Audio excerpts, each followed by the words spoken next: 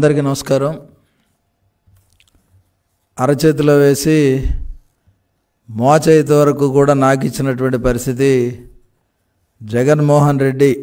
ఎందుకంటే ఈ మాట ఎందుకు చెప్తున్నానంటే, పేదల బలహీనతలు జగన్మోహన్ రెడ్డి పెట్టుబడిగా ఈ రాష్ట్రంలో కూడు గుడ్డతో పాటు గూడు కూడా ఉండాలనేది తెలుగుదేశం పార్టీ యొక్క విధానంగా ఉన్నటువంటి పరిస్థితుల్లో జగన్మోహన్ రెడ్డి అధికారంలో రావడంతోనే సంవత్సరానికి 5 లక్షల ఇల్లు కట్టిస్తానని చెప్పి 25 లక్షల ఇల్లు నిర్మించి ఉచితంగా ఇస్తానని చెప్పి పేద ప్రజలను ఏ విధంగా మోసం చేశాడనేది మనం మాట్లాడాల్సినటువంటి అవసరం ఉంది. ఎక్కడా కూడా ఏ పేదవాడికి కూడా జగన్మోహన్ రెడ్డి ఉచితంగా ఇల్లు కట్టించినటువంటి దాఖలాలు ఆంధ్రప్రదేశ్లో ఎక్కడా లేవు. జగన్మోహన్ రెడ్డి ఏమైనా ఉచితంగా కట్టించుంటే ఏదన్నా ఆయన సొంత గృహాలకు సంబంధించి ఇడుపులపాయలో కానీ, బెంగళూరులో కానీ, లోటస్ పాండ్ దగ్గర కానీ, లేదా ఇతరత్ర మొన్న కొన్ని చెప్పాను ఇళ్ళు. ఎందుకంటే 2 వ్యక్తులకి ఎన్ని ఇళ్ళు కావాలి, 600 గదులతో ఉన్నటువంటి ఇళ్ళు. అలాంటివి ఏమన్నా ఆయన ఉచితంగా కట్టించుండొచ్చు. కానీ పేద ప్రజలకు ఎక్కడా కూడా జగన్మోహన్ రెడ్డి ఒక్క ఇల్లు కూడా కట్టించలేదనేది అక్షర సత్యం. దాంతోపాటు ఉచితంగా ఇల్లు పోతే పోయాడు. పేద ప్రజలకి గతంలో చంద్రబాబు నాయుడు గారు 2 సెంట్లు ఇస్తే ఈయన 1 సెంట్ ఇచ్చి, ఆ 1 సెంటు కూడా మీరు కట్టుకోకపోతే పట్టాలు రద్దు చేస్తాం, మీరు అర్జెంటుగా కట్టుకోండి అని చెప్పి వాళ్ళు అప్పుల పాలు చేసినటువంటి పరిస్థితి మనందరం కూడా చూస్తూ ఉన్నాం. వాళ్ళు అప్పుల పాలు చేయటమే కాదు, అప్పుల్లో ఊబిలో కూరుకుపోయి ఎక్కడ సెంటు పట్ట నష్టపోతాం, ఎక్కడ ప్రభుత్వం తిరిగి లాక్కుంటుందని భయాందోళనతో వాళ్ళ ఒంటి మీద ఉన్నటువంటి నగలను కూడా తాకట్టు పెట్టి ఈరోజు అప్పుల పాలైనటువంటి పరిస్థితి చూస్తూ ఉన్నాం. ఇన్ని అప్పులుగా పాలవటానికి ప్రధాన కారణం ఈ రాష్ట్రంలో ఉన్నటువంటి అస్తవ్యస్తమైనటువంటి విధానాలు అనేది ప్రజలందరూ కూడా తెలుసుకోవాల్సినటువంటి అవసరం ఉంది. అంతేకాకుండా ఆయన ఏం చేశాడు, ఉచిత ఇసుక పథకాన్ని రద్దు చేసి ఆ రోజు ట్రాక్టర్ 3,000 నుంచి 5,000 రూపాయలకి ఇంటికి చేరా ఉంటే అదే ఇసుక, ఒక ట్రాక్టర్ ఇసుక 15,000 రూపాయలు చేసి, అంటే 10,000 రూపాయలు ఒక ఇసుక ట్రాక్టర్ మీద పెంచినటువంటి పరిస్థితి. కానీ అదేవిధంగా చంద్రబాబు నాయుడు గారు అధికారంలో ఉన్నప్పుడు టన్ను ఐరన్ 48,000 ఉంటే ఇది ఈరోజు 78,000 వరకు వెళ్ళింది. 65,000 నుంచి 78,000 క్వాలిటీని బట్టి ఒక ఐరన్ రేట్లోనే దాదాపు 30,000 పైగా పెరిగినటువంటి పరిస్థితి. ఇసుకలో 10,000 ట్రాక్టర్కి పెరిగిన పరిస్థితి చూస్తూ ఉంటే చిన్న ఇల్లు సైతం 5 లక్షలు తక్కువ కాకుండా ఉన్నటువంటి పరిస్థితి ఈరోజు నిర్మాణ రంగంలో ఉన్నటువంటి అందరికి కూడా చాలా మటుకు అర్థమైనటువంటి విషయం. మరి జగన్మోహన్ రెడ్డి ఇచ్చినటువంటి సెంటు ఇళ్ల పట్టాలో ప్రతి పేదవాడు 5 లక్షల రూపాయల పైగా అప్పులు చేసి కేంద్రం ఇచ్చిన 1,80,000 తప్ప దానికి అదనంగా మ్యాచింగ్ గ్రాంట్ కూడా ఎక్కడ కూడా ఈ ప్రభుత్వం రిలీజ్ చేయకుండా ఉన్నటువంటి పరిస్థితి చూస్తూ ఉన్నాం.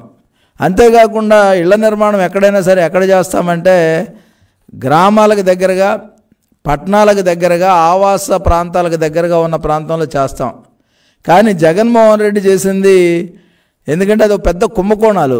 ఆవ భూముల్ని ఏ విధంగా తీసుకొని నడుముల్లోతు నీళ్ళకు పైగా ఉండి పడవల్లో ప్రయాణం చేసేటటువంటి ఆవ భూముల్ని, సముద్రం పక్కన ఉన్నటువంటి క్రీక్స్ భూముల్ని, అదేవిధంగా దళితులకు సంబంధించి అసైన్డ్ భూముల్ని, ప్రధానంగా అందుకు ఉదాహరణ దుర్గిలో లెదర్ ఇండస్ట్రీస్ డెవలప్మెంట్ కార్పొరేషన్ యొక్క స్థలాలని అవి లాక్కొని పేదలకు ఇచ్చినటువంటి పరిస్థితి చూస్తూ ఉంటే జగన్మోహన్ రెడ్డి దిగజారుడితనం ఎక్కడుందంటే జారుడు బల్లలాగా ఉంది.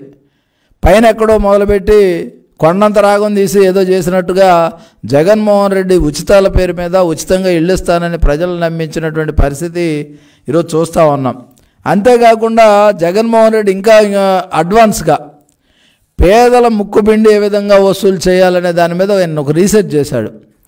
ఆ రీసెర్చ్ ఫలితం ఏంటంటే, జగన్మోహన్ రెడ్డి ఎవరైతే గతంలో ఎన్టీ రామారావు గారి దగ్గర నుంచి మొదలుపెట్టి పక్కా గృహ నిర్మాణాలకు సంబంధించి పట్టాలు 8,000 నుంచి 70,000, చంద్రబాబు నాయుడు గారు వచ్చిన 1,50,000 వరకు గృహ రుణాలు తీసుకొని ఇళ్ల కాలనీలు నిర్మాణం చేసుకున్నటువంటి వాళ్ళ పట్టాలన్నీ కూడా 1 టైం సెటిల్మెంట్ పేరు మీద.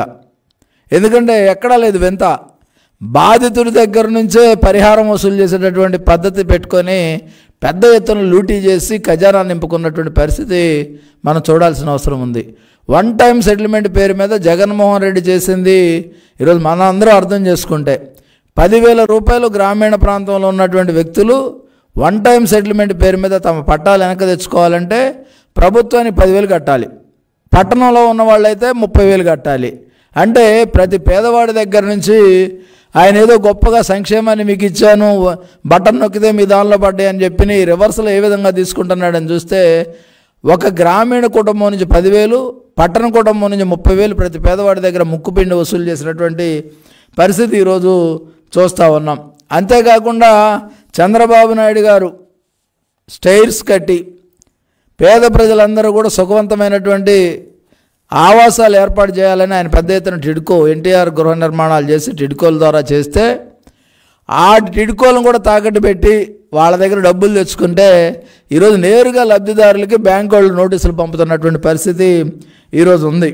ఇలాంటి పరిస్థితుల్లో జగన్మోహన్ రెడ్డి చేసింది ఏంటంటే పేదవాడికి భూమి సేకరణ విషయంలో దగ్గర నుంచి ఇళ్ల నిర్మాణం ఉచితంగా చేపిస్తానని మోసం చేయడమే కాకుండా ఆ భూములు కూడా ఎక్కడ ఊరికి దూరంగా వెలివాడల్లాగా మురికివాడల్లాగా ఎక్కడా కూడా కనీసం 40 ఫీట్ రోడ్ అనేది లేదు. కనీసం ఒక మోటార్ సైకిల్ వెళ్తే ఇంకో మోటార్ సైకిల్ ఎదురొచ్చే పని లేదు. డ్రైన్ల నిర్మాణం కానీ ఇన్ఫ్రాస్ట్రక్చర్ ఏదైతే ట్రంక్ ఇన్ఫ్రాస్ట్రక్చర్ అంటాం అది ఎక్కడా కూడా నిర్మాణం చేయకుండా జగన్మోహన్ రెడ్డి పేదల్ని మరింత పేదలుగా అప్పుల పాలు చేసి ఆ అప్పుల పాలు కూడా ఈరోజు ఏ విధంగా ఉందన్న చూస్తే పేకల్లో మునిగిపోయి ఆ ఇళ్లను కూడా అమ్మడానికి సిద్ధమైనటువంటి పరిస్థితుల్లో పేద ప్రజలు ఉన్నారు.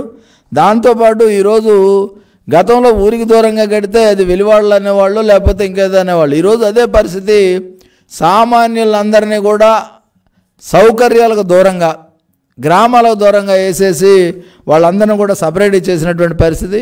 అంతేకాకుండా భారతీ సిమెంట్స్ మనం అందరం చూసాం. చంద్రబాబు నాయుడు గారు ఉన్నప్పుడు 300 రూపాయలు 320 రూపాయలు ఉన్న సిమెంట్ ధర ఈరోజు 450 రూపాయలకు పోయినటువంటి పరిస్థితి చూస్తే 320 నుంచి 420 రూపాయలకు పోయింది. ఈ భారతీ సిమెంట్స్ను ఒకటి దృష్టిలో పెట్టుకొని సిమెంట్ కంపెనీలతో అన్నిటితో లాలుచిపడి సిమెంట్ కంపెనీలను కూడా ఎక్కడా కూడా ఈ రాష్ట్రంలో చేయకుండా ఇసుక ఆపేసి ఇసుక ఆపిన తర్వాత ఐరన్ కానీ సిమెంట్ కానీ వాడకం అనేది ఉండదు. అలాంటప్పుడు ఆ సిమెంట్ రాకుండా ఆపేసి ఫ్యాక్టరీలతో అలాగ హోల్డ్ చేసి రేటు పెంచే వరకు కూడా వాళ్ళు సిమెంట్ రానియకుండా చేసి ఇక్కడ ఇసుక దొరకకుండా చేసి నిర్మాణాలు లేకుండా చేసి వాళ్ళని బ్లాక్మెయిల్ చేసినందువల్ల ఈరోజు 420 రూపాయలు సిమెంట్ బస్తా అయితే అది భారతీయ సిమెంట్స్ మాత్రమే మేలు జరిగే పని. అలా చేసిన తర్వాత పోనీ ఆ బూడిద ఉన్నటువంటి సిమెంట్ ఆ సిమెంట్ నిర్మాణంతో ఇళ్ళన్నీ కూడా కూలిపోతాయి అన్నని ప్రజలు చెప్తా ఉన్నటువంటి పరిస్థితి చూసాం.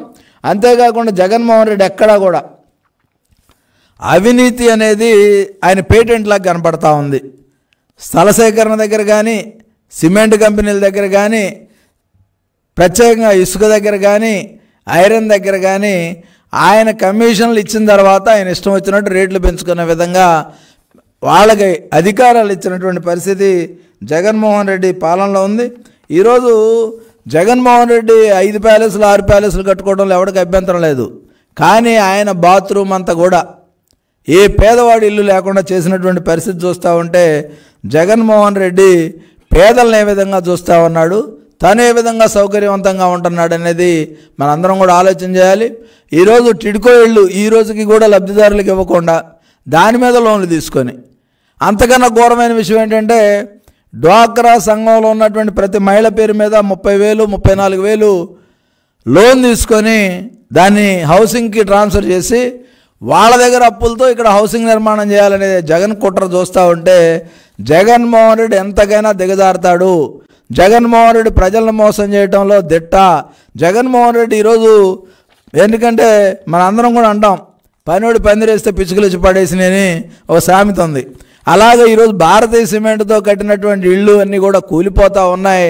దానిలో సిమెంట్ పర్సెంటేజ్ ఎంత ఉంది, బూడిద పర్సెంటేజ్ ఎంత ఉంది, ఇవన్నీ కూడా మనం ఆలోచన చేస్తే జగన్మోహన్ రెడ్డి సంపాదనే ధ్యేయం తప్ప పేదవాడు చక్కగా ఒక గూడు నిర్మాణం చేసుకొని దానిలో సుఖవంతంగా ఉండాలనే ఆలోచన జగన్మోహన్ రెడ్డికి ఎక్కడా లేదు. ఐరన్ రేటు పెరిగింది, సిమెంట్ రేటు పెరిగింది, దాంతోపాటు ఇసుక రేటు పెరిగింది. ఇసుక అయితే చెప్పడానికి అక్కడెక్కడ కాదు, ఎందుకంటే వచ్చిన దగ్గర నుంచి మొదలు ప్రధాన ఆదాయ వనరు ఏదయ్యా జగన్మోహన్ రెడ్డి తన గ్యాంగ్ కంటే ఇసుక తప్పేం లేదు. జేఎస్పీని ఒకటి పెట్టారు, రాత్రులు డ్రిగ్గింగ్ చేస్తారు, పగలంతా కూడా అమ్ముకుంటారు. ఎవరికి అమ్ముతున్నారో ఎవరికి తెలియదు. ఈరోజు ఇసుక కుంభకోణంలో ప్రేమరాజు లాంటి యువకులు వీళ్ళని నమ్మి రైలు పట్టాల కింద తలపెట్టినటువంటి పరిస్థితి చూస్తూ ఉంటే ఈ రాష్ట్రంలో దోపిడీకి కాదేది అనర్హం అన్నట్టుగా ఉన్నది. ఈరోజు ఒకటే అడుగుతూ ఉన్నాం, టిడ్కో ఇళ్ళు నేరుగా లబ్ధిదారులకి బ్యాంకు వాళ్ళు ఎందుకు నోటీసులు ఇస్తూ ఉన్నారు? మరి మీరు ట్రంక్ ఇన్ఫ్రాస్ట్రక్చర్ కానీ ఏది పూర్తి చేయకుండా వాళ్ళ ఇళ్ళు వాళ్ళకి హ్యాండ్ ఓవర్ చేయకుండా వాళ్ళని ఎందుకు ఉంచారు? గతంలో చంద్రబాబు నాయుడు గారు దాదాపుగా 12 లక్షల ఇళ్ళు పూర్తి చేస్తే, నాణ్యమైన ఇళ్ళు పూర్తి చేస్తే ఈరోజు నువ్వు చేసినవన్నీ కేంద్రమే మొన్న నేరుగా పార్లమెంట్ వేదికగా నువ్వు చేసినటువంటి పర్సంటేజ్ 5% 10% చెప్తా ఉంది. 10% కూడా ఇల్లు కట్టలేనోడు అంటే నీ టార్గెట్ సంవత్సరానికి 5 లక్షలు అయితే 10% అంటే ఖచ్చితంగా 50,000 వస్తాయి. ఆ 50,000 కూడా కట్టలేనటువంటి పరిస్థితుల్లో జగన్మోహన్ రెడ్డి ఉన్నాడు. గతంలో చంద్రబాబు నాయుడు గారు ఎందుకంటే గ్రామాల్లో కానీ పట్టణాల్లో కానీ దళితులు కానీ మైనారిటీలు కానీ ఎస్టీలు కానీ గిరిజనులు కానీ ఎవరైనా సరే ఇళ్ల కోసం అప్పు చేయకుండా ఆయన అదనంగా ఒక 50,000 నుంచి 75,000 రూపాయల వరకు గ్రామీణ ప్రాంతంలో ఇచ్చారు. అదేవిధంగా ప్రత్యేకమైనటువంటి ఇళ్ల నిర్మాణం కూడా చేశారు. హుదూద్ వస్తే ఒక్కొక్క ఇంటికి 4 లక్షల రూపాయలు చొప్పున 9,170 ఇళ్ళు నిర్మాణం చేశారు. అదేవిధంగా తిత్లీ తుఫాను వస్తే 18,152 ఇళ్ళు కట్టారు. అంటే 2014 నుంచి 2018 వరకు 1,25,186 ఇళ్ళు నిర్మాణం చంద్రబాబు నాయుడు గారి కాలంలో ఉంటే నువ్వు నిర్మాణం చేసిందన్నీ ఆ కాలనీల పరిస్థితి ఏంటి, సెంటు స్థలాల పరిస్థితి ఏంటి, ఆ సెంటు స్థలాల సేకరణకు నువ్వు చేసినటువంటి తప్పులేంటి, ఆవు భూముల్లో ఎలా ఇల్లు కడతావు, గ్రీక్స్ భూముల్లో ఎలా ఇల్లు కడతావు, ఇక బలవంతంగా లాక్కున్నటువంటి దళితుల భూముల్లో ఏ విధంగా కడతావని జగన్మోహన్ రెడ్డిని ప్రశ్నిస్తూ ఉన్నా. జగన్మోహన్ రెడ్డి అధికారంలో వచ్చిన తర్వాత 10 ప్రకృతి విపత్తులు జరిగాయి. 30,000 కోట్ల ప్రజల ఆస్తి నష్టం జరిగితే ఒక్కళ్ళకు కూడా ఇల్లు కట్టిన దాఖలా లేవు. అదే చంద్రబాబు నాయుడు గారు అయితే 3,669 కోట్ల రూపాయలు ఖర్చు పెట్టి ఏదైతే హౌసింగ్ ప్రత్యేక శ్రద్ధ పెట్టి ఆయన చేసినటువంటి పరిస్థితి ఆ రోజు ఉంటే 1,26,000 పైగా కట్టారు. ఈరోజు నువ్వు మొత్తం కలిపి 50,000 ఇళ్ల నిర్మాణం కూడా చేయకుండా ఉచితంగా కట్టిస్తానని చెప్పి మోసం చేసి పేద ప్రజల్ని ఏ విధంగా అప్పుల పాలు చేశావు, వాళ్ళు అప్పుల ఊపిలో నుంచి రాకుండా ఏ విధంగా చేసావు అనేది జగన్మోహన్ రెడ్డిని అడుగుతూ ఉన్నాం. అంతేకాకుండా కొత్తగా ఇంకో 1-2 నెలల్లో ఆయన అధికారం పోతూ ఉంటే జగన్మోహన్ రెడ్డి గారు పాపం డిఎస్సి పేరు మీద హడావిడిగా చేస్తూ ఉన్నాడు. వాళ్ళకి ప్రిపేర్ అయ్యేటటువంటి ఛాన్స్ కూడా లేదు ఎక్కడ. వాళ్ళు కనీసం చదువుకోవాలి, టెట్ రాయాలి, టెట్ రాసిన తర్వాత మళ్ళీ ప్రిపరేషన్ టైం ఉంటుంది. ఆ ప్రిపరేషన్ టైం కూడా లేకుండా ఈరోజు ఒక అమ్మాయి డిఎస్సి ప్రిపేర్ అయ్యే అమ్మాయి హార్ట్ స్ట్రోక్ వచ్చి చనిపోయినటువంటి పరిస్థితి ఈ రాష్ట్రంలో ఉంది. నిరుద్యోగ యువత కలత చెంది ఆందోళనతో వాళ్ళు ఆరోగ్యాలు పాడు చేసుకొని మరణాలు వైపు వెళ్తూ ఉన్నటువంటి పరిస్థితి చూస్తూ ఉన్నాం. జగన్మోహన్ రెడ్డి నీ వల్ల కాదు డిఎస్సి తీయటం అనేది. డిఎస్సి అనేది వచ్చే కొత్త ప్రభుత్వం చేస్తుంది, అది తెలుగుదేశం ప్రభుత్వం చేస్తుంది. ఆ రోజు 50,000 పైగా ఖాళీలు ఉన్నాయని చెప్పి నువ్వు ఈరోజు 6,000 పరిమితమయ్యి అడావుడికి ఎందుకు చేస్తున్నావు అని అడుగుతూ ఉన్నాం. అంతేకాకుండా నిన్న ఏదైతే తాడేపల్లిగూడెంలో జరిగినటువంటి జెండా పండుగ చూసి ఉంటారు, ప్రజలు పండగలాగా చేసుకున్నారు అది ఆ జెండా పండుగని. ఆ జెండాను చూసిన తర్వాత ఇరు జెండాల కలయికతో ఈ రాష్ట్రం మార్పు కోరుకుంటా ఉంది.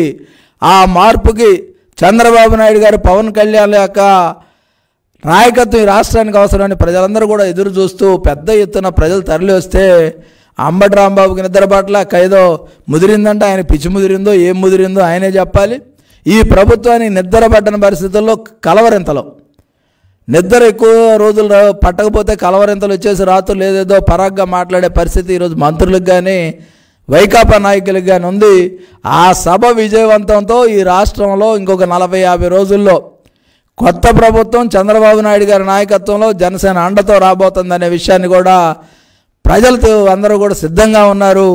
మీరు కూడా తెలుసుకోవాల్సిందిగా వైకాపా నాయకులను కోరుతూ ఈ 40 రోజులు మీరు హ్యాపీగా ఎంజాయ్ చేయండి.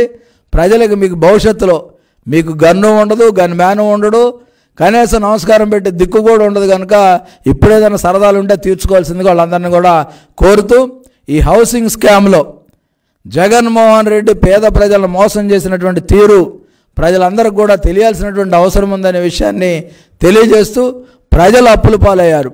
గతంలో కూడా ఈ జగన్మోహన్ రెడ్డి వల్ల నమ్మి నవరత్నాల పేరు మీద నమ్మి ఓట్లేసినటువంటి ప్రజలందరూ కూడా ఒక్కొక్క రత్నం రాలిపోతూ ఉంటే చూస్తూ, జగన్మోహన్ ర్యాలీ చేస్తే పోద్ది, జగన్మోహన్ రెడ్డి రాష్ట్రానికి ముఖ్యమంత్రిగా పనికిరాడనే నిర్ణయానికి వచ్చినటువంటి సందర్భం ప్రజలందరూ కూడా గ్రామాల్లో అనుకుంటా ఉన్నారు. తప్పకుండా ఈ ప్రభుత్వం అనేది మారాలి, మార్పు మొదలైంది.